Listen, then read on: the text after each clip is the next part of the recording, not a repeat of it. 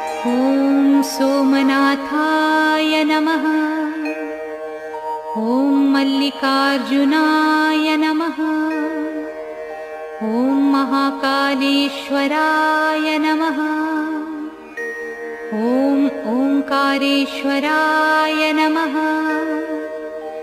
ॐ वैद्यनाथाय नमः। ॐ भीमशंकराय नमः। ॐ रामेश्वराय नमः।